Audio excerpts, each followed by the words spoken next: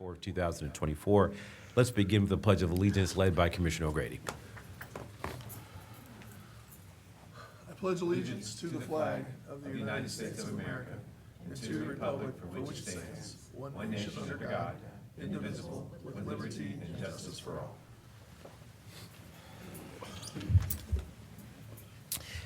As a reminder, this is a public meeting and is being recorded. For those who are calling in, please ensure that your line is muted. Thank you for your cooperation. I'm sorry, I don't have my glasses, so I'm struggling here, but so if it sounds like I can't read, I really can, but I'm struggling to see this. So good morning and welcome to the general session meeting for June 4th, 2024. Before we get into our regular agenda today, we've got some recognition and special guests, always our favorite part of our meeting. Beginning with recognition of June as African American Music Appreciation Month. That's something new. This is a time to celebrate and honor the rich contributions of African American musicians, composers, singers, and performers. And more importantly, the impact that they have had on our nation and our community, and perhaps in some ways the world. To celebrate, please join the Office of Diversity, Equity, and Inclusion tomorrow, June 5th at noon for a Lunch and Learn presentation streamed live on the Commissioner's Facebook page. So looking forward to that. Thank you so much. Also, June is Pride Month, honoring the Stonewall Uprising of 1969. How you doing, my good friend?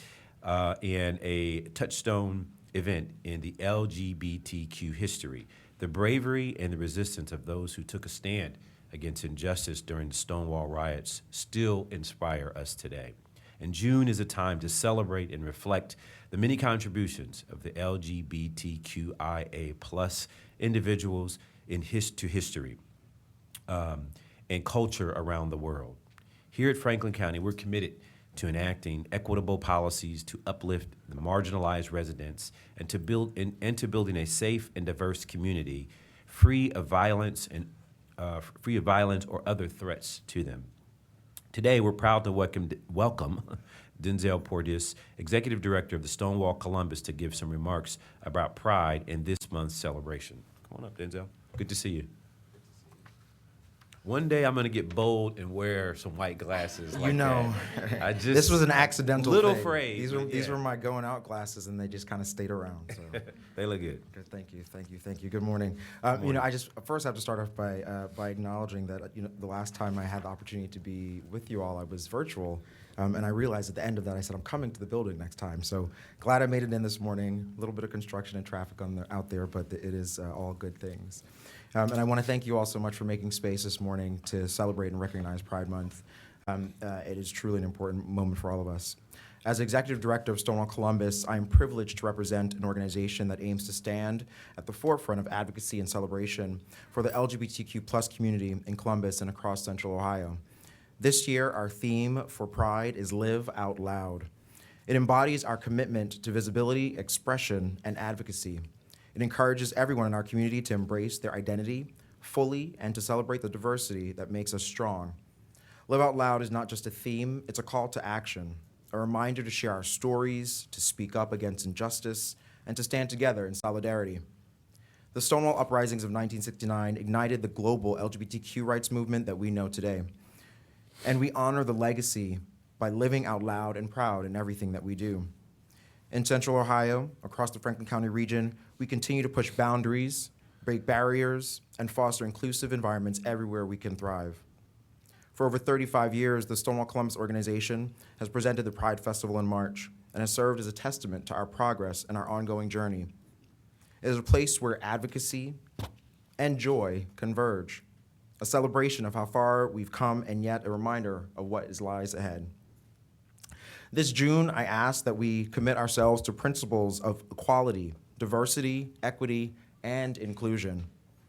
Let's remember that this work extends beyond Pride Month.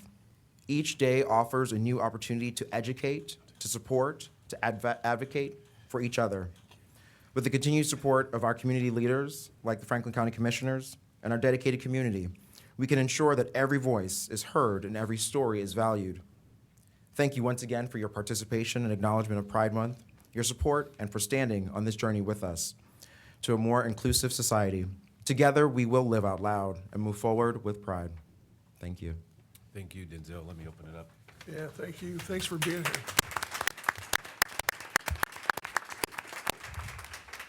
You know, we celebrate Pride in the month of June, but, you know, at Franklin County, we celebrate Pride 365 days a year, and so we appreciate you being here to remind us and remind the public that June is Pride Month, but,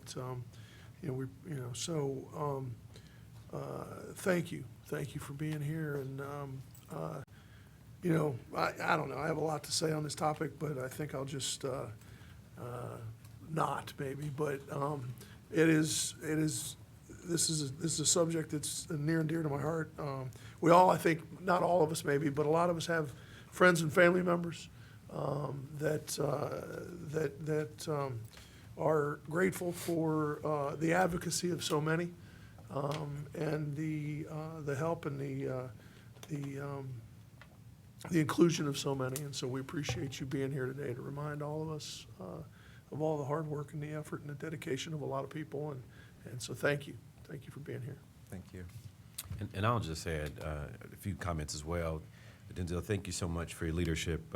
Live Out Loud is not just for LGBTQ plus community. It really is for all of us to think about how we live and the values that we all share. You know, Martin Luther King Jr. said it best when he said, injustice anywhere is a threat to justice everywhere. And that's really a philosophy that we all should embrace. It's a value set that I think as a county, that's something that we have embraced in my 7 years here for sure. And so the Pride parade and march that we do it's fun and it's nice, and it's probably the largest event that we do as a collective community like that. But what I like most about it is it really is reflective of a value set in the region. And, you know, as a person who grew up in Central Ohio, pretty much my entire life, I've seen the Pride Parade and then been a part of it for most of my adult years. My family and my children have been a part of it. I think it really is demonstrative of our growth. And so hopefully, when is it? A couple weeks from now? A couple weeks? June 15th. June 15th. I feel like something Right else. around Next week. Okay. June Yeah, 14th and 15th. Yeah. You know, every year we come out, and I think the county has stepped up its game every year to be a part of it. And so does everybody, quite honestly. That's where every year that it gets more and more detailed, I would say, and fun. It's a great experience. It's more like a moving festival almost. But moreover, it's a celebration. It's a celebration for people to live out loud and for the rest of us to support that idea, to be a part of that, and to buy in, to let you know, hey, we're neighbors, we're friends, we're colleagues, we're family members. And so together, this is a demonstration of our value set as a community. And I just love it. And so I thank you for what you represent. Thank you for what you do. And I'll see it's always hot, too. It's We hope so. always No hot, rain this though, year, no rain. Yeah. No rain. But it's fun. It's a great time. Will our stuff be ready for this? Our big rollout of. We are not able to have the giant mobile unit that we have per Pride Parade rules, But but you're we will bringing have a bodies. decked You're out bringing people. Sprinter van. Yes. You are Decked bringing out per people. your request. No, it's great. It's great. It's great. It's great. It's great. We want to see you all there, and I think that's what we're really excited about. As you have acknowledged and said, it really is about community members and seeing the bodies there and seeing people there that support us and are in community with us. So Yeah. we will be excited to receive you. Well, we appreciate that. And I know if Commissioner Crawley was here, she'd say the same thing. She's definitely a supporter, and I definitely know she would be out. I'm assuming she'll be out there maybe, but I know she's a big supporter. So I know on her behalf, and we're grateful for your leadership and look forward to walking with you as always. Thank you. Commissioners, if I may, Chris Long, Deputy County Administrator, I want to acknowledge the thoughtfulness and intentionality of the commissioners themselves. As a lesbian myself, it makes a big difference to be in a workforce and a workplace that includes everyone. And that comes from the top, but it also has to come from the ground up, that it matters for staff who are looking for a place to work and a place to remain. And it also matters in the policies that we have so that every resident every day, from the beginning of the time that they call a hotline or they are in line to work, that they can bring their whole selves to our county, whether it's through Job and Family Services, whether it's coming to the courts, whether it's paying a ticket, whatever it is, you need to be able to bring your full self. But the other thing I would just say is that the Pride Parade is a joyous occasion, but sometimes it's the only place that people can be themselves in that one moment, in that one space during the year while they're struggling in other aspects of their lives. And so it's joyous, but it's also really meaningful. So thank you to the work that you and Stonewall do, and thank you, commissioners, for your ongoing commitment to making sure that this is a space for everyone. It matters. Yeah, thank you. Yep, DC Bivens. Joy Bivens, Deputy County Administrator of Health and Human Services. I so appreciate, and I'm so excited about this month for several reasons. But one of the things, when you think about Live Out Loud, Commissioner Boyce, I think, touched on it when he said it's for all of us to empower our friends so they can live out loud. So if I can put out an extra challenge for those of you who, go to lunch with someone who is a part of the LGBTQI community, so you can understand. I think we assume things about each other that I understand your culture, you understand my culture. You may not understand my culture because we assume. But this is an opportunity for us to really have some shared experiences, share some stories, so that we can really stand alongside our friends so they can live out loud. And I want to publicly thank my colleague, Chris Long. During the time when the county commissioners have challenged us during diversity, equity, inclusion, it was a year long when we explored all the things. We went through all the things, and it was painful, because I assumed, and I was wrong, right? But there were some things that she taught me that I had not realized. So I would ask each and every one of you and those who are listening to do the same. Thank you. Likewise. Absolutely. Well, we have a resolution and would like to take a picture. So thank you so much.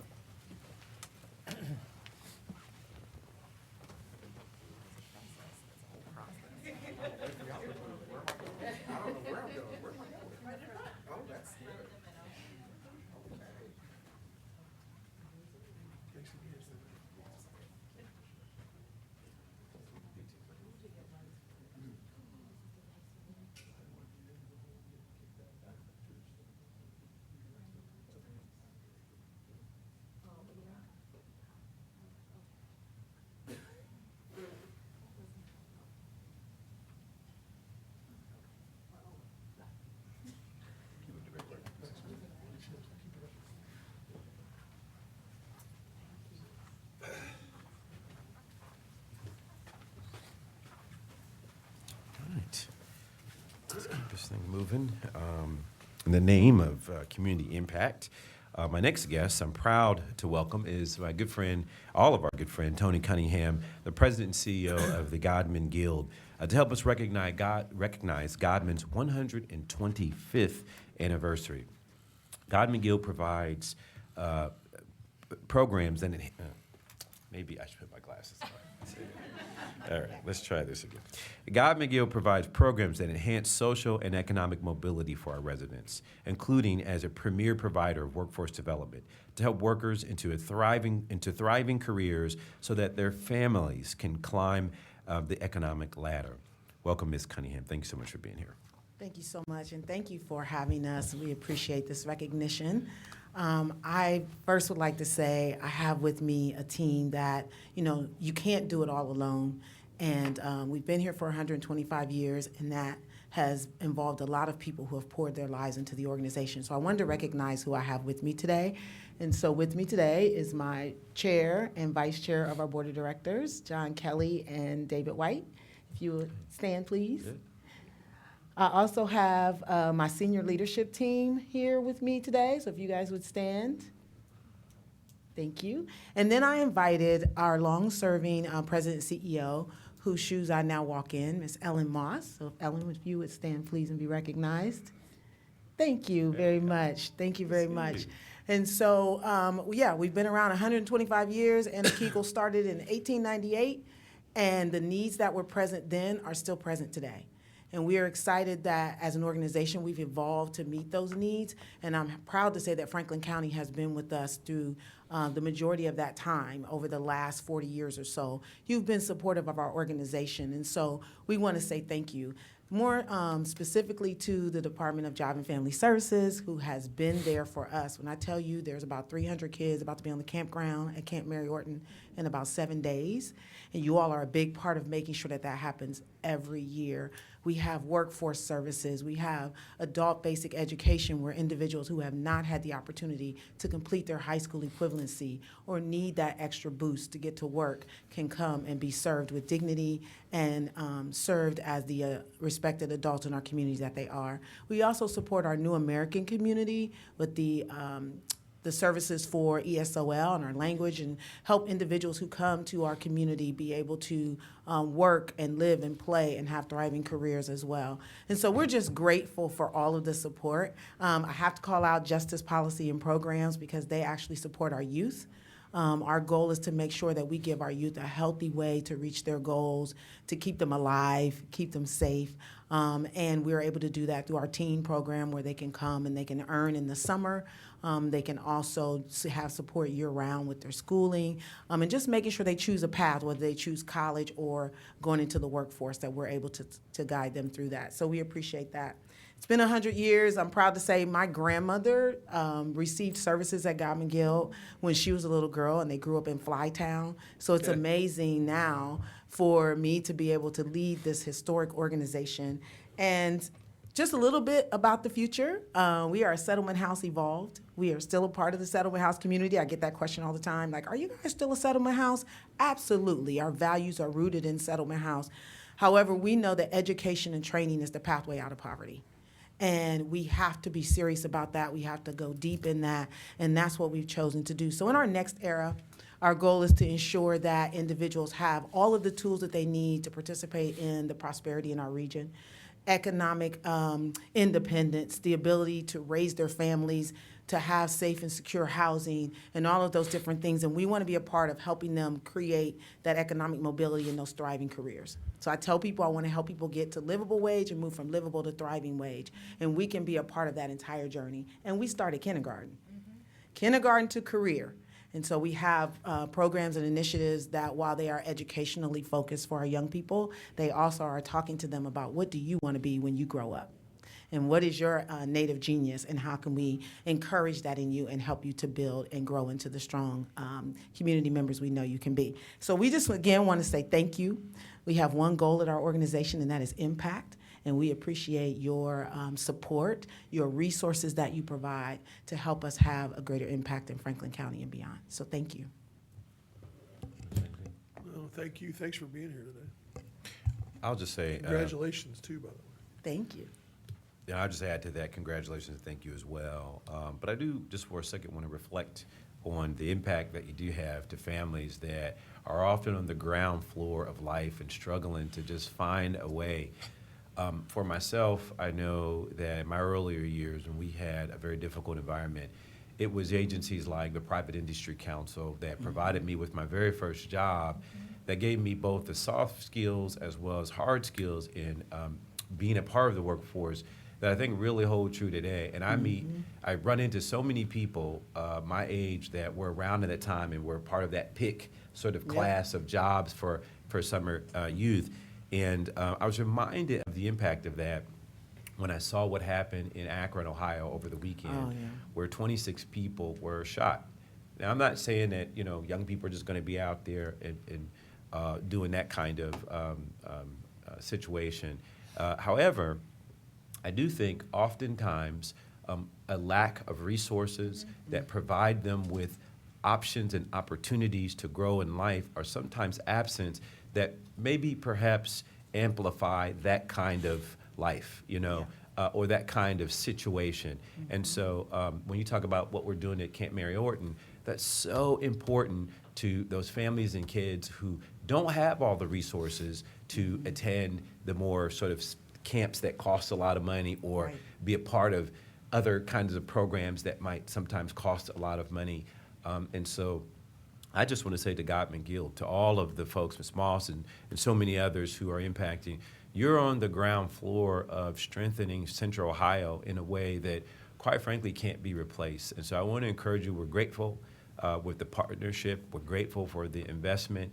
But more importantly, it's the young people and the families that you undergird with your resources that make the difference. And you may not see it. You may not see it every day. Because sometimes when you're in it as a family or as a kid, you might take it for granted. But I can assure you, as a kid that had the opportunity to access resources in programs like God McGill through PIC, and other agencies, I could call the roll. I know it made a difference. Right. I know it made a difference. And people ask me all the time, you come from this environment, and what was the difference between you and the next guy? Not much, not much. But sometimes it was the access to a program, and embedded in that program, maybe a person that was the difference, the small tick of a difference that made, had an impact on my life. You said impact was a key sort of strategy or work for you all, and I just didn't want to overlook that for the listening public about what this type of investment and partnership really means to families. And again, you just may not see it, and sometimes it's hard to quantify because we always get into data and different things. And there is data to support it, There is data. there's qualitative data that we don't spend enough time underscoring and giving value to in the same way, and that's a big part of what Godman is. And so I just want to thank you for that work. Again, I know if Commissioner Crawley was there, she'd be all over this too. I know Commissioner Grady is passionate about these agencies and the partnership with them, and this is why I love my job as Franklin County Commissioner, because of these relationships. And again, I know what it's like to be that family. I didn't know as a kid, I didn't appreciate it then, but I think back all the time and I think, man, if I didn't have private industry counsel in that job, and no telling, how I'd be today. There's just endless possibilities to that. So thank you for what you represent. Thank you for what you do. Thank you. DCA, baby, I knew she was No, going to no, say no. I something. wanted to knew make she sure. would. I didn't want I'm to telling you, I get can see this it in their past. eyes. I wanted to make sure everyone knew. Of course, God McGill is phenomenal. It's a haven. I remember when it was in the Short North, and many of you may not remember the Short North posse. It was Ellen Moss who was making sure that a lot of those kids did not fall into the Short North posse and didn't have that legacy. But I wanted to just really mention Ellen Moss, who was the previous CEO. How many years did you serve? 25 years At Godman Gill. at God McGill. And about 11 of them were as CEO. And God McGill, to your point about the Short North Posse, God McGill was founded on the principle of helping people, prevent them from being incarcerated long Right. term, and then getting at the youth that might sort of begin to build the pipeline for the bigger system. And so, Yeah. that's critical. It's critical as you talk about diverse families and whatnot. And Ms. Moss, it was good to see you when you stood up. I was like, man, she was. When I first started on city council, she was there and doing this work. Yeah. And now it's been a long time later, and here you are, and this is happening. A lot of the progress is because of you. So thank you so much for what you represent. So, Ms. Moss, if I recall, my older brother volunteered through the U.S. Attorney's Office at the Godman Guild way back, it must have been 20, 25 years ago. I don't know if you remember my brother Mike, but he, through the U.S. Attorney's Office when Judge Sargis was the U.S. Attorney, I want to say either in the late 90s or in the early part, in early 2000s. But it was way back then. So, well, sorry. I apologize. But yeah, so that was when I first became aware of the Godman Guild, was when he was volunteering there through the U.S. Attorney's Office. What's amazing is Judge there's so many. Sargis has been on the bench for, I think, well, it must have been longer than that, because it probably predates you, because President Clinton appointed Judge Sargis, so it must have been in the 90s. What's amazing is there's so many stories when you run into people, because we've been around 125 years. I run into people all the time. They go, Godman Gill, my first job was there. Or Godman Gill, I went to Camp Mary Orton. Do y'all still have Camp Mary Orton? Yeah, we've had it since 1911. And so I think that's amazing, too, that Godman Gill has touched so many lives. Now, when we look at where people are sitting in your seats and others that they've passed through, Godman Gill is amazing to see. And so I'm just grateful to be serving as its leader, and I look forward to taking it to the next That was before era. I was elected. That was when I was in the restaurant business. Thank you. Yeah, you are. And we'd ask your guests to come and join us for a photo and presentation of the resolution as well. Yes, please.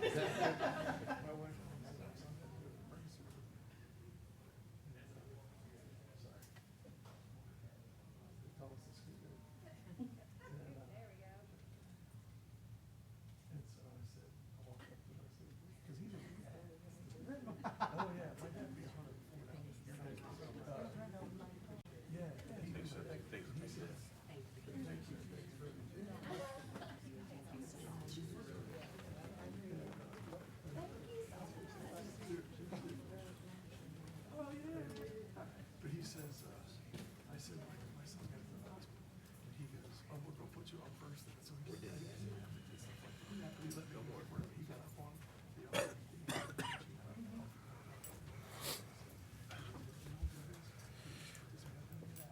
I'm not going to let him leave without speaking first.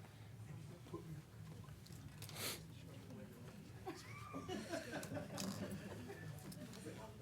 Tell Doug, I said,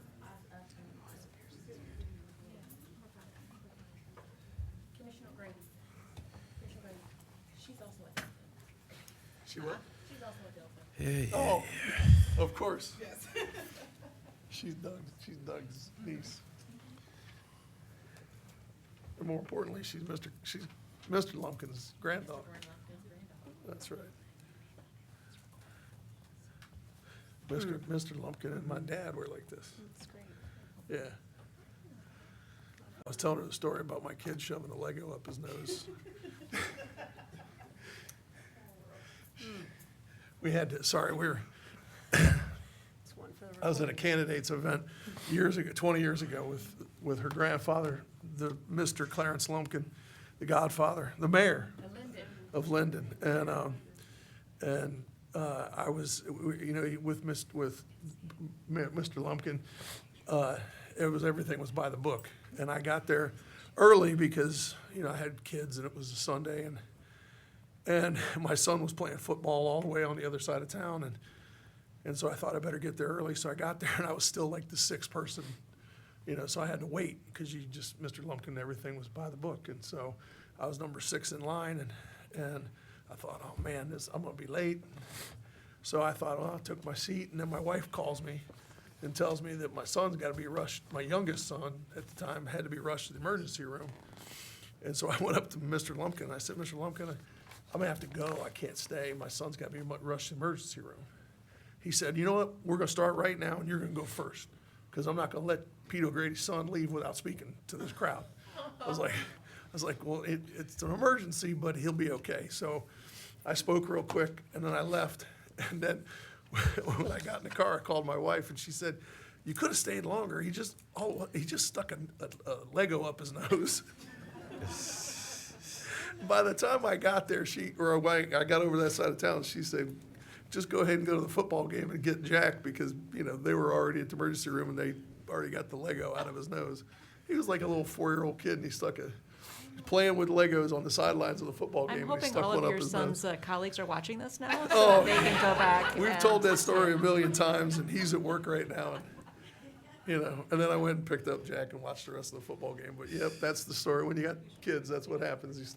But Mr. Lumpkin let me go first, which never happens. So he let me go before everybody else to get there before, just didn't take care of my kid, which he was a classic. So, and he and my dad were really, really good friends. So, yeah, thank you.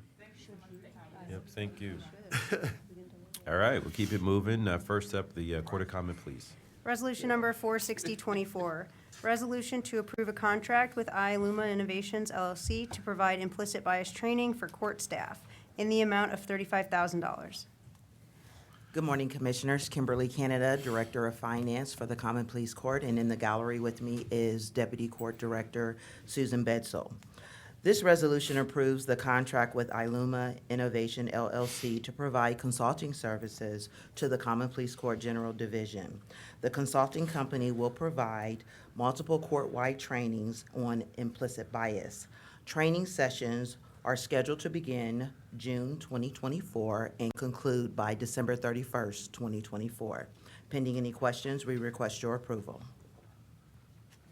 If there are no comments or questions, I'll move approval of Resolution 46024. Second. Moved and seconded voting, Commissioner O'Grady, Yes. Commissioner Boyce. Yes. Resolution number 46024 has been adopted. Thank you. Thank you. Engineer.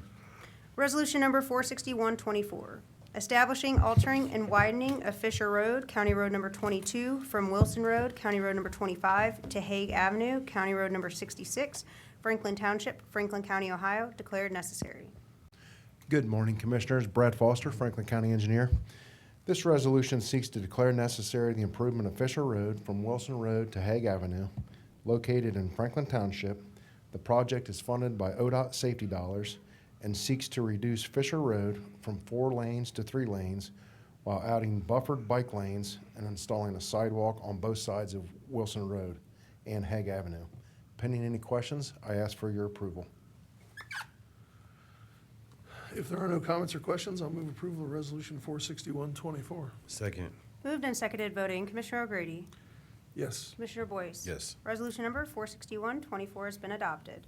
Resolution number 46224, preliminary allocation and final encumbrance of county motor vehicle license fee, $5 funds for the city of Dublin in the amount of $1,300,000. This resolution is for the City of Dublin, and they have submitted a request for a license fee funds to help pay for a roundabout improvement at the intersection of Avery Road and Rings Road. The county engineer has viewed the proposed use of the funds and has determined that they meet the allowable use. Pending any questions, I ask for your approval. If there are no comments or questions, I'll move approval of Resolution 46224. Second. Moved and seconded voting, Commissioner O'Grady, Yes. Commissioner Boyce. Yes. Resolution number 46224 has been adopted. Resolution number 46324, resolution requesting the Ohio Department of Transportation to reduce the speed limit on Lockbourne Road, County Road number 13, Hamilton Township, Franklin County, Ohio. Commissioners, this resolution seeks authorization to request the Ohio Department of Transportation to investigate the speed limit on Lockbourne Road from the village of Lockbourne at Commerce Street to London Groveport Road. The study was conducted by the Franklin County Engineers Office, and it was determined that the speed limit reduction from 55 to 45 would be appropriate. Pending any questions, I ask for your approval. If there are no comments or questions, I'll move approval of Resolution 46324. Second. Moved and seconded voting, Commissioner O'Grady, Yes. Commissioner Boyce. Yes. Resolution number 46324 has been adopted. Resolution number 46424, resolution awarding contract and approving contract bond to the Shelley Company for the 2024 Franklin County Township Resurfacing Program in the amount of $5,304,206.76.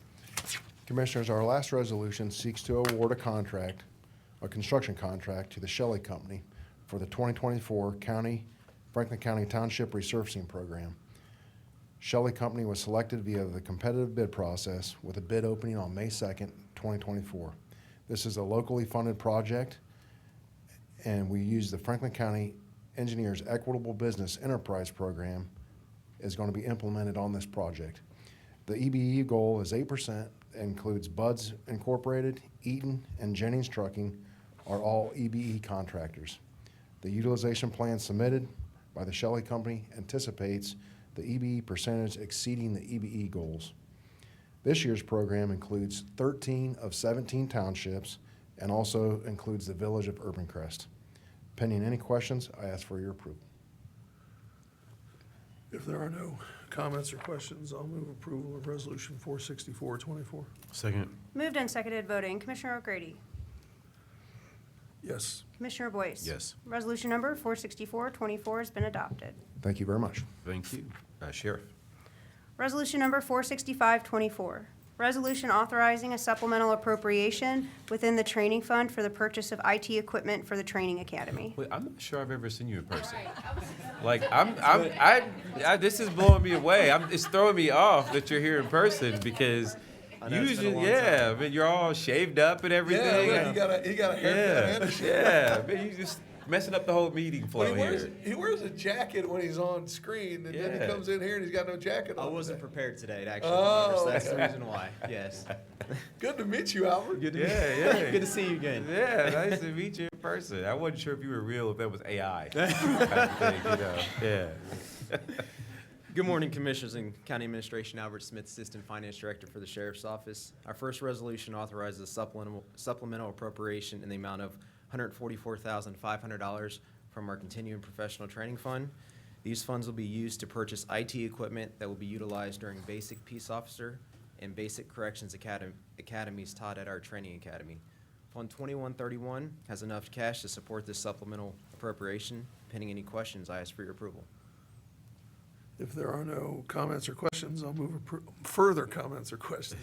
I will move approval of Resolution 465-24. Second. Moved and seconded voting. Commissioner O'Grady? Yes. Commissioner Boyce? Yes. Resolution number 465-24 has been adopted. Resolution number 466-24, resolution authorizing a transfer of appropriations and a purchase order for the return of prisoners. Commissioners, our last resolution authorizes the transfer of appropriations and approval of purchase order to cover the necessary expenses incurred in the pursuit and transportation of prisoners. These appropriations cover $37,045 in expenses for transporting prisoners during January, February, and March of this year. The itemized monthly reports have been submitted and approved by the sheriff. Pending any questions, I ask for your approval. If there are no comments or questions, I'll move approval of Resolution 466-24. Second. Moved and seconded voting. Commissioner O'Grady? Yes. Commissioner Boyce? Yes. Resolution number 466-24 has been adopted. Thank you, Commissioners. Thanks, Albert. Right. Franklin County Data Center. Resolution number 449-24, resolution authorizing an agreement with Logicalis for the procurement of Cisco WebEx video conferencing and collaboration phone solution in the amount of $46,345.04. Good morning, Commissioners and County Administration. Julie Lust with the Data Center, and with me today is Data Center CIO Adam Frumpkin. As of June 30th, Emergency Management and Homeland Security's phone system will reach end of life and no longer function. As the county's provider of technology infrastructure, the Data Center deployed a proof of concept of a modern conferencing and collaboration phone system. The Cisco WebEx telecommunications solution surpassed EMA's needs and will meet them well into the future for a reliable and secure modern communication system. The solution provides cloud-based phone calls, call routing and forwarding, call recording, receptionist support, extension numbers, next-generation end-to-end security, video and phone conferencing tools, team collaboration, and rapid portal-based service expansion if a natural or man-made event requires expanded services. The Automatic Data Processing Board approved the technology, and the 5-year cost of the solution will not exceed $46,345.04. Pending any questions, the Data Center respectfully requests your approval of this resolution. If there are no comments or questions, I'll move approval of Resolution 449-24. Second. Moved and seconded voting. Commissioner O'Grady? Yes. Commissioner Boyce? Yes. Resolution number 449-24 has been adopted. Thank you. Thank you. Office of Aging. Resolution number 467-24, resolution authorizing a non-general fund supplemental appropriation for expenditures to address issues related to digital equity and social isolation.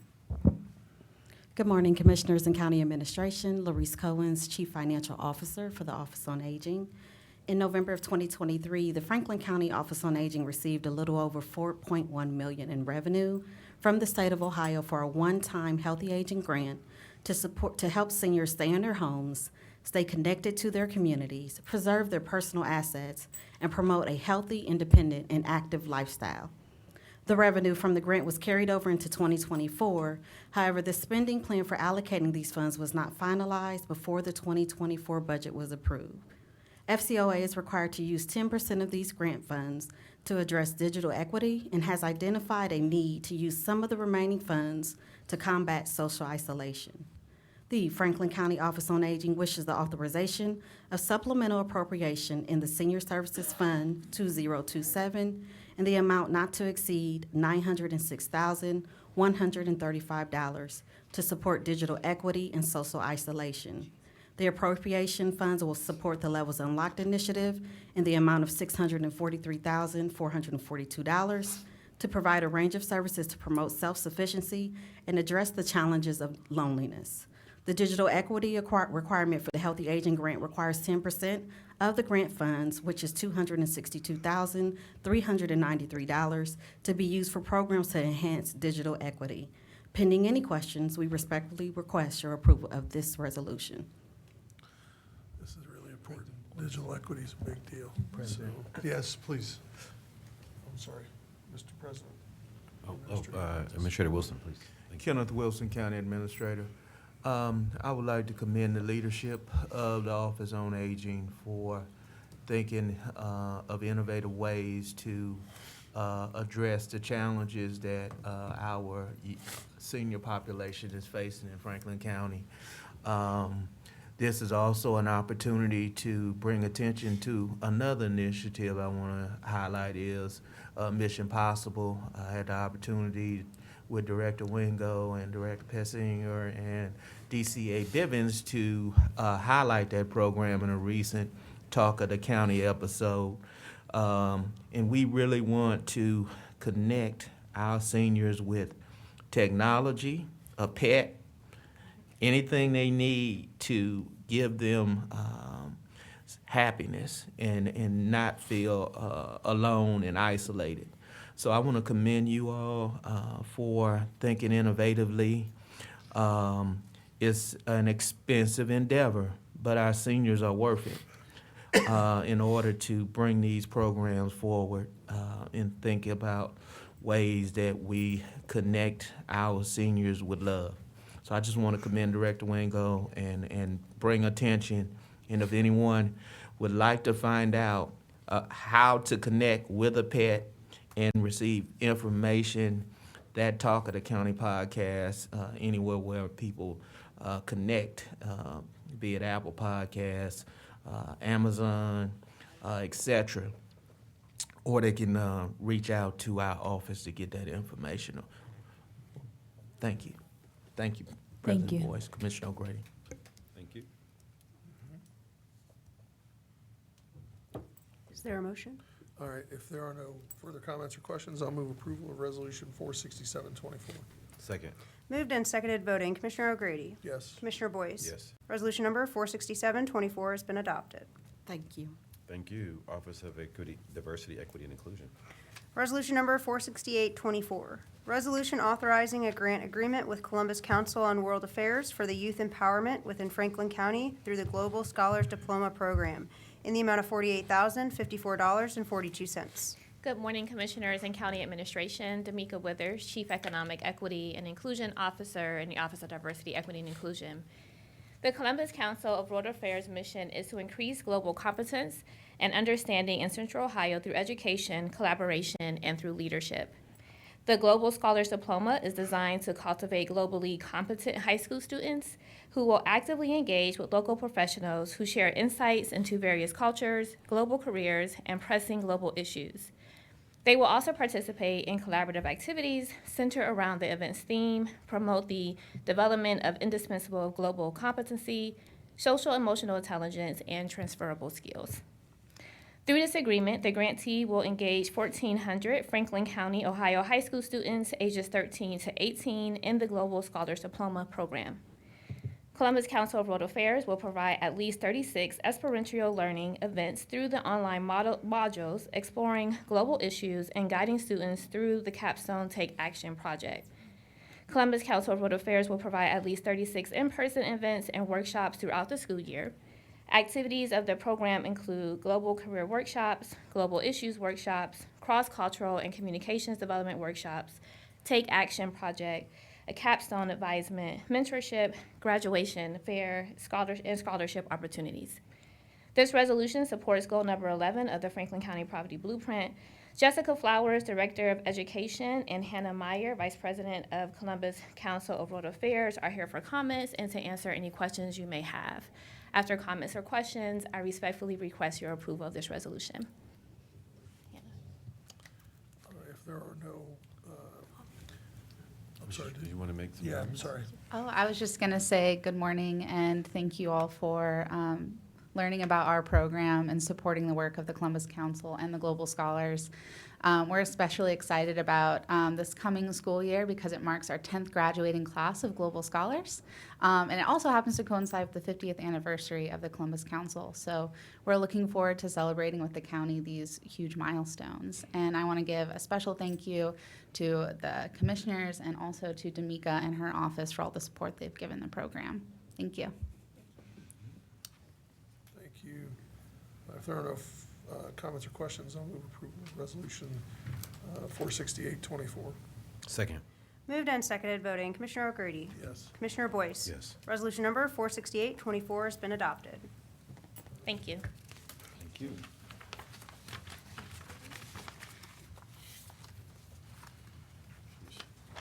Economic Development and Planning. Resolution number 46924, resolution authorizing a subrecipient agreement with RAP Management LLC to partially fund the acquisition of a recycling equipment system in the amount of $200,000. Good morning, Commissioners, Administration. Emmanuel Torres, I'm Assistant Director of Economic Development and Planning. Pursuant to Resolution Number 61-23, the county was authorized to sponsor applications for the 2023 Market Development Grants under the Recycling and Litter Prevention Grants Program that is offered by the Ohio Environmental Protection Agency.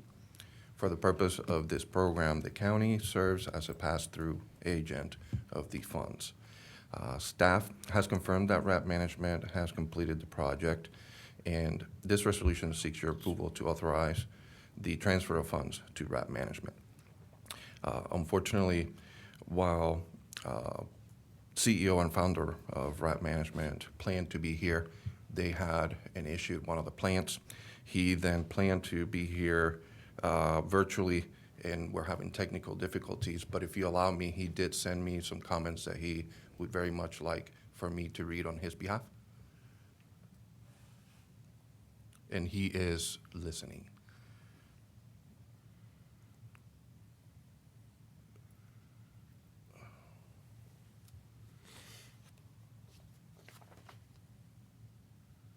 Where did the email go?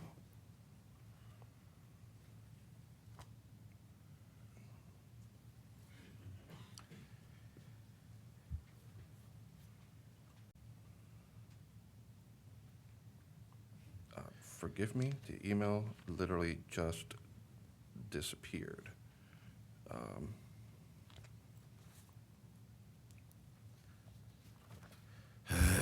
I'm just kidding.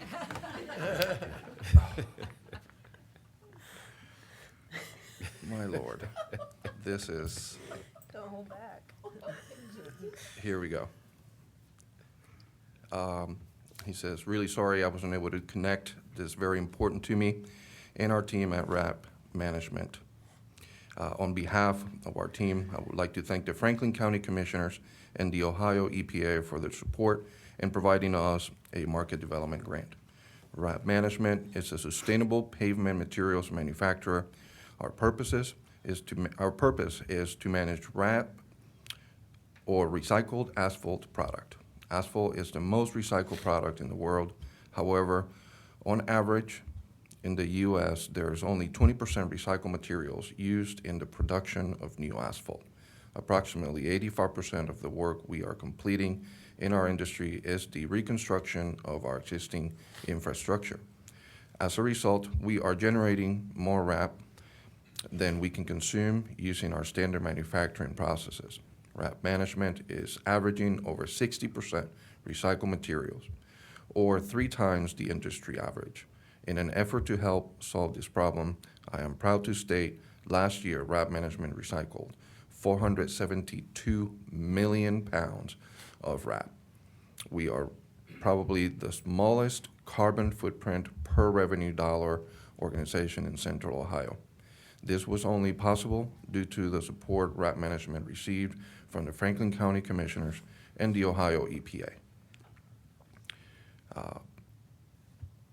The email, once again, disappeared from my app. There's only a closing statement there. My apologies, Commissioners. That's good. We got it. But We got it. I Got the gist of it? think we got the gist of it. Pending any questions, I respectfully request the approval of this resolution. If there are no further comments or questions, I'll move approval of Resolution 46924. Second. Moved and seconded voting. Commissioner O'Grady? Yes. Commissioner Boyce? Yes. Resolution number 46924 has been adopted. Resolution number 47024, resolution authorizing a grant agreement with Short North Alliance Incorporated to support catalytic creative placemaking, programming, and storytelling initiatives in the amount of $200,000. Commissioners, this next resolution seeks your approval for a grant agreement with Short North Alliance Incorporated to support several open streets events that support increased opportunities for diverse small businesses and to showcase the stories of community members in these unique campaigns. The Alliance is a nonprofit organization serving property and business owners of the Short North Arts District and the 5th Avenue and 4th Street Special Improvement Districts. The term of the agreement will be from June 1st, 2024 through December 31st, 2024. And joining us today in person, we have Executive Director of the Short North Alliance, Betsy Bandura, who'd like to share some highlights, and after her remarks, and pending any questions, I respectfully request your approval of this resolution. Thank you so much, and good morning, Commissioners. Thank you all for your incredible work every day on behalf of all of us in Franklin County, but in particular for this meaningful grant that is going to be transformative for our Short North community. President Boyce, Commissioner O'Grady, Deputy Administrator Long, and certainly Rochelle Pride and Director Telerak have all worked so hard in making sure that we could have access to this opportunity. The Short North Arts District is really a gem in Franklin County and the city of Columbus. We generate about $3.8 billion in total economic impact for the region. We employ over 11,000 people directly and are home to over 850 businesses. And the majority of our business community is actually locally owned and headquartered business owners who really serve as an innovation space for our entire region. The businesses that they lead, the ideas that they generate really grow to the benefit of all of us and support so many industries. Just in the Short North Arts District alone, we contribute annually $160 million in sales tax revenues. And so it is to all of our benefit to make sure that this vibrant area of the region can continue to grow and thrive. The pandemic did some remarkable things to every corner of our lives, and certainly we are still recovering as an incredible business district and an incredible part of the region. So this grant is really helping us to further expedite the recovery for this meaningful small business community, and we are so deeply appreciative for your belief in the power of the work that we seek to lead. In December, we launched the first Open Streets event in the city of Columbus and had over 33,000 people come, all who spent dollars in the Short North Arts District and contributed to our sales tax that day. This weekend, we had our first Open Streets event of the season. We saw a 20% increase in visitors to the Short North Arts District relative to another typical Saturday, and we saw over 100,000 people in attendance. This is real economic impact. So these dollars really will go a long way in helping to further their recovery, and we just can't thank you enough for believing in this. Thank you. Thank you. Thank you. Well, if there are no comments or questions, I'll move approval of Resolution 47024. Second.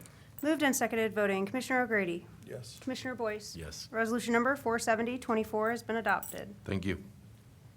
Thank you. Next is Jobs and Family Services. Resolution number 47124, resolution approving a contract with Advocacy and Communication Solutions, LLC, for consultation services to support the integration of Board of Commissioners, Health and Human Services agencies in the amount of $394,800. Good morning, Commissioners. Carmen Barnes, Assistant Director, Job and Family Services.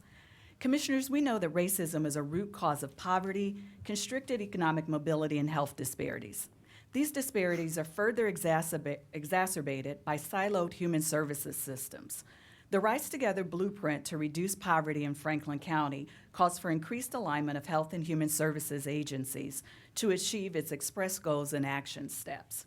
This was the foundation of the One Door Project and the goal of aligning all of the HHS agencies to create a more streamlined service model based on the social determinants of health and the holistic needs of families and residents. We've partnered with Advocacy and Communication Solutions over the first two phases of the project. During the first year, level setting and determining the current state of the HHS agencies, and over the last year, envisioning and designing the future state. This upcoming phase 3 is all about implementation. That includes implementing and evaluating the One Door pilot, which will launch here in the Franklin County Government Center just across the hallway later this year. There'll also be implementation of a new shared assessment tool for the residents, as well as new software to manage and monitor all of the HHS agencies' contracts. There will be a focus on additional strategy alignment in the areas like communications, data, project management, and policy, and beginning change management efforts for the staff and the residents. This work encompasses efforts to better meet residents where they are in their communities, with new mobile units, which will also be deploying in the coming weeks. Throughout it all, there will be a continued engagement with residents to ensure they are informed every step of the way. I'd like to turn this over to Deputy Administrator Bivens for any additional comments, and we also have ACS President Scarlett Boder, as well as Strategic Initiatives Program Manager Sam Teta, available if you have any additional questions. Pending those questions, I ask for approval of this resolution. DCA Bivens, please. I just wanted to say, Joy Bivens, Deputy County Administrator of Health and Human Services, I just want to say thank you. You were all challenged us through this poverty blueprint plan, and this is the people's plan. This is what the people said they wanted. We had residents tell us, when I have to go retell my story, I'm reliving my trauma. So I go to Job and Family Services to get one thing, and then I have to go to aging and retell my story again. This One Door alignment is going to be, it's just going to be monumental for a lot of our residents. Currently, right now at the Government Center, we have about 120,000 folks that come down every month. There is no designated place for them to go to receive all the things unless they stop at that table or happen to be at court. By us being able to open up across the hall for folks to come, this is going to be huge for them. So thank you. Thank you for allowing us to use the mobile unit to be One Door on wheels in the neighborhoods. And then, you know, as a byproduct of the Poverty Blueprint Plan, I want to shout out Director Wingo again and the HHS team, because you all know that the aging population is the fastest growing population here in Franklin County. We are now going to start working on developing what we are calling a aging Franklin County blueprint so that we can be prepared for the boom that is ahead. In addition to JPP, I know we are working on our justice blueprint for our justice involved residents. Again, this has been the roadmap, and it's going to be tremendous for our residents. I'm looking forward to seeing the impact. Are there? Well, you know, this is, we've been working on this for some time. We've been talking about this for a lot of years, or not a lot of years, but a couple of years, and been talking to Scarlett for off and on for some time, and a lot of different faces are involved in this, and a lot of different people. I know you probably had people in and out of your office, and I'm sure that Commissioner Crowley has as well, and had a lot of conversations and a lot of hands involved in this process. And so this has been a team effort, and a lot proud of a lot of folks and a lot of work here. So this is good stuff. Excited about this, and so.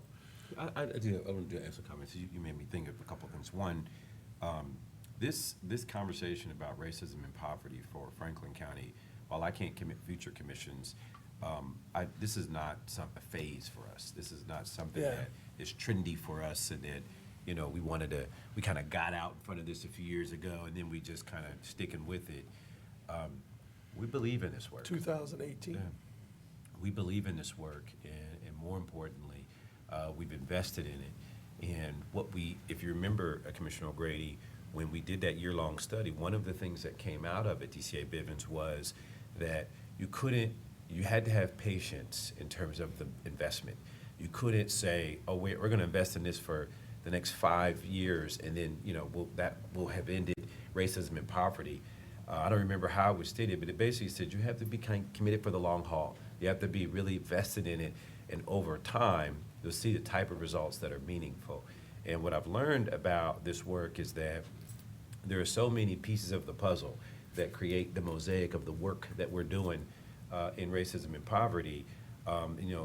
People think, oh, they got these mobile units, and it looks like something kind of, fluffy or fancy. Right. But the reality is there are a lot of people who have trouble navigating downtown and parking downtown and then finding the services. I can't tell you, I know Commissioner O'Grady's had, I've seen it, where people are wandering around the building trying to figure out where to go, and the look on their face of terror because whatever service they're here seeking is troubling for them. And we've tried to really invest in finding a way to say, look, not only do we bring the service to you, but we want to kind of figure out all of your needs while you're here. We don't want you to have to go through the trauma, as you put it, of telling your story to this agent, tell your story to this, and you go back here, and you go back there. And we're really trying to create an environment that is progressive, an environment that families can thrive in. And so while, we have these resolutions and we're allocating money and whatnot, I just don't want to gloss over the fact that this is our value. And we are here for the long haul. And at some point, we'll have to really analyze how we've been spending money and what the data is telling us, because it allows us to audible, allows us to shift up a little bit and maybe and call the hot route, as they say, or make an adjustment here or there, or build a one-door facility. And so I think this is great work, and we continue to invest in it, not because it's trendy, but because this is who we are and what we believe. So, Really need to, go ahead, Commissioner. I was just, I think of this, we talk about the courthouse as a complex. Yeah. And I think about people coming into this facility, this complex, the same way I think about the way I feel when I go to the hospital, any hospital, and I've been in a lot of hospitals. You go into the hospital and you feel scared and isolated, and you don't feel well. And well, somebody coming in here, they're coming in here and it's traumatic. They're coming in here and it's, we learned this when my staff and I just experienced this when I was the clerk of courts. People come to the courthouse and it's never for a good reason.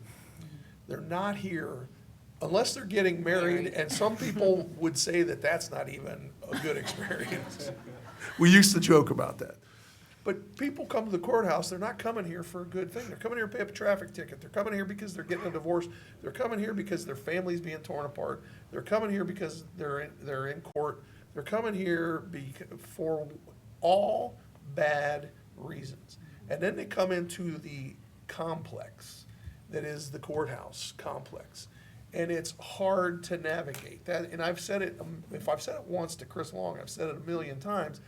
Why do I, as the county commissioner, have to be the person saying, you go here, you go there, you want to take this elevator and go up to the fourth floor, you want to go down the hall this way, you want to find it, here I am, the cruise director in the complex.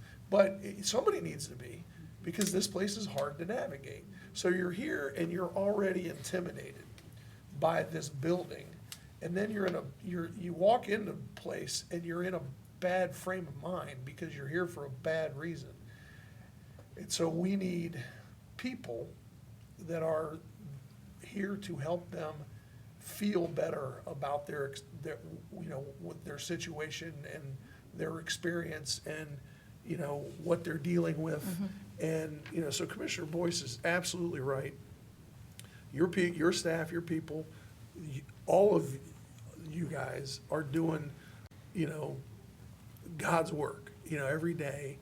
And this, we have to do something. And this whole one-door concept is all about making this experience easier on families in trauma. And, whether you're the victim, whether you're the grandmother of a victim, you're the little brother of the victim, or maybe you're the cause of the problem, but you're here and it's not a good situation. And this place, because we created this place because we got to do business here, but it doesn't mean that it's not intimidating, and maybe it wasn't intended to be intimidating, but it is. And we've got to figure out how to make it less so for the people who have to come here and deal with it. And so, this one-door concept is, I think, the best answer that we can possibly come up with, at least that I've ever seen. So, great work, great work. Just really quick, Commissioners, I want to make mention, 72% of our residents identified as having to interact with 2 or more of our agencies. So it's a collective model, not just with our government agencies, but we're going to have nonprofits across the hall that assist with your utilities. And I would be remiss if I did not thank the HHS team and everyone, and Darla. Darla's probably learned more about trauma, social terms of health. Like, we have immersed her. She's a part of our team now. So thank you so much for all you do. If there's no further comments or questions, I'll move approval of Resolution 471. Second. 24. Second. Moved and seconded, voting. Commissioner O'Grady? Yes. Commissioner Boyce? Yes. Resolution number 471-24 has been adopted. Resolution number 472-24. Resolution approving a subaward agreement with Greater Columbus Community Helping Hands Incorporated for college and career preparation programming in the amount of $150,000. Greater Columbus Community Helping Hands assist high school students from low to moderate households overcome barriers and pursue their education and career goals. They've helped more than 800 students since their inception in 2014, and 75% of those students have successfully completed at least their first year of post-secondary education. Helping Hands Stepping Off to College program offers workshops and training to prepare students to make a more successful transition from high school into college. It focuses on not just core educational values, but also valuable life skills like financial empowerment, leadership, promoting mental and physical health, and stress management. Students who successfully complete the program will receive a laptop and printer before heading off to college. Over their upcoming award period, Helping Hands will serve an estimated 75 students from across Franklin County, including Columbus City Schools, Groveport Madison, and Whitehall City Schools. This resolution aligns with the Rise Together Blueprint Poverty Goal number 11. We also have Melanie Cage, the Executive Director of Greater Columbus Community Helping Hands, who is here to share a little bit about their success over the past year. Thank you. Good morning, Commissioners and County Administrators. It is my pleasure to be before you this morning and to thank you for your past support. Your past support has helped us provide 57 high school graduates who are now in college complete their first year of college. And it is our pleasure to know that because of your support, you have helped chart their legacy and make it different. Through that, they have participated in sessions that were about money matters, career exploration, college experience, and managing their mental and medical health. These are some of the topics that we cover in our sessions with them that you supported in the past grant cycle. And it's important to note that these are topics that we don't normally talk about. There's a lot of organizations that help with filing financial aid packages and helping them prepare the documentation they need to get into college. And based on what Carmen said, we do focus our efforts on those life skills and soft skills that we need to navigate life. And we really focus a lot of attention on those things because we understand the value of those as you continue your journey through life. So through the sessions that the past program participants were in, they got to interact with 42 different speakers that they would not have met at that point in their life. Recently, we had a young person who, one of our speakers was Franklin County Treasurer Cheryl Brooks Sullivan, and she spoke about her journey to the young people. And one of the young men afterwards talked to her about what he was interested in doing, and that he was interested in pursuing a career in law enforcement. Through that conversation, she immediately connected him with an FBI agent. They made that connection, and now his world is a little bit bigger than it was when she first met him. So it's these experiences that your efforts support, and that much is appreciated because without that support, we wouldn't be able to make such a huge impact on so many people. So to the county commissioners, the county administrators, thank you so much. Deputy County Administrator Bivens, thank you so much for your continued support and your commitment to the organization and what you've done. So County Commissioners, thank you very much. And thank you for continuing the legacy that your mother started. And I know people tell you look just like her, but I'm telling you, it's hard. Like, she looks just like Dorothy. Anyways, you heard me say earlier about Godman Guild and the impact that organization has had on lives and families, and I feel very much the same way here. That and you get to see a lot of times it's kids transitioning from high school to college, and it's amazing how one component of access to resource like a laptop or clothes or money or whatever can be all the difference in that transition in their life. And so I just want to encourage you and thank you. It's great work, and glad to see you keep continuing the legacy of the program. Thank you, Commissioner Boyce. And if I may have one moment to share a little personal story. I remember the first time I got to meet with a commissioner was Commissioner Brown, and she looked at me and she said, you have very big shoes to fill. And I thought, oh my goodness, that's scary. I could never fulfill my mom's shoes because she did so much. And so many people have said to me over the course of time that I have the opportunity to continue my mom's legacy.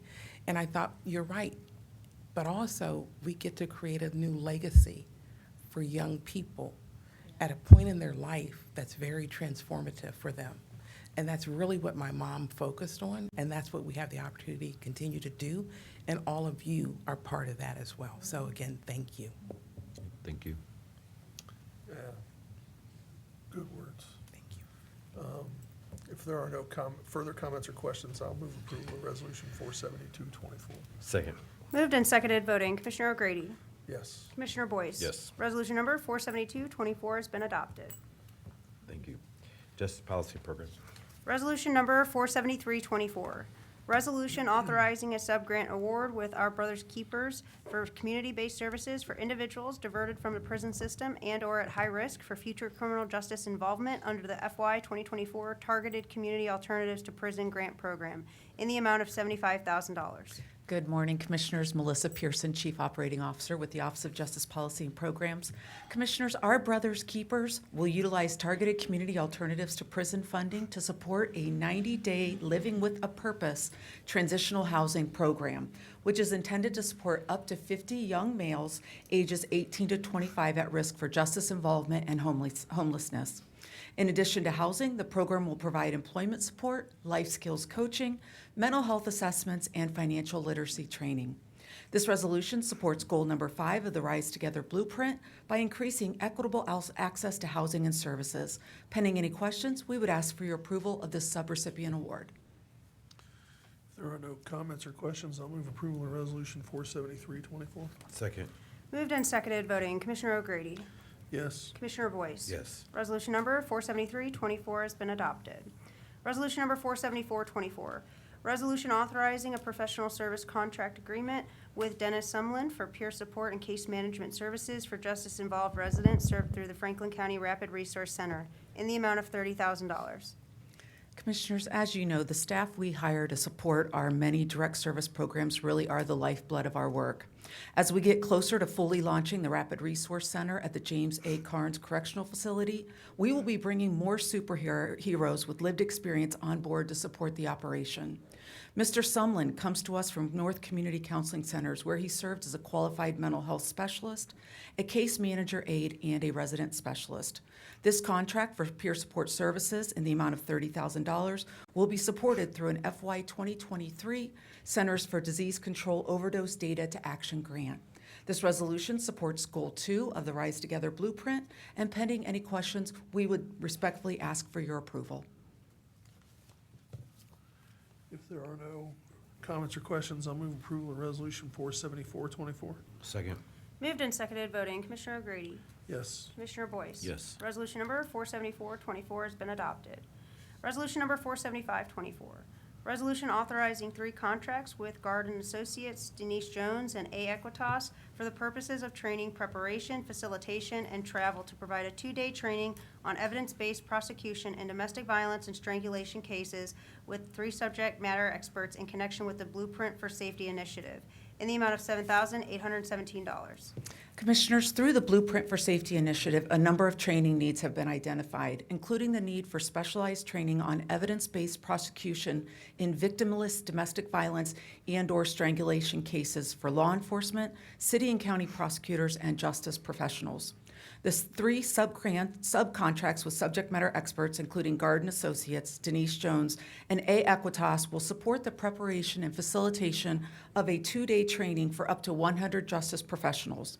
The training will be held here in the courthouse complex on June 17th and 18th and will be supported with funding from our FY 2020 Improving Criminal Justice Responses to Domestic Violence grant. This resolution supports Goal 9 of the Rise Together Blueprint, and pending any questions, we would ask for your approval of these 3 subcontracts. If there are no comments or questions, I'll move approval of Resolution 475-24. Second. Moved and seconded, voting. Commissioner O'Grady? Yes. Commissioner Boyce? Yes. Resolution number 475-24 has been adopted. Resolution number 476-24. Resolution authorizing supplemental appropriations for the support of grants for the prevention, treatment, and recovery from addiction, utilizing funding from the One Ohio Opioid Settlement. The Franklin County Office of Justice Policy and Programs has the privilege of managing and administering the Board of Commissioners funding through the local opioid settlement grant funds, which is a subset of the One Ohio Opioid Settlement Funds. Supplemental appropriations are necessary to support subrecipient awards supporting prevention, treatment, and recovery initiatives. These subawards will be brought before the Board of Commissioners in the coming weeks. Pending any questions, we respectfully request your approval for supplemental appropriations to manage this award fund. If there are no comments or questions, I'll move approval of Resolution 476-24. Second. Moved and seconded, voting. Commissioner O'Grady? Yes. Commissioner Boyce? Yes. Resolution number 476-24 has been adopted. Thanks, Commissioners. Thank you. Thank you. Next is purchasing. Resolution number 477-24. Resolution approving purchases for various Franklin County agencies in the amount of $16,650,179.77. Good morning, Commissioners. Megan Perry Balanier, Director of Purchasing, and I'm joined this morning by D'Amica Withers, Chief Economic Equity and Inclusion Officer for the Office of Diversity, Equity, and Inclusion.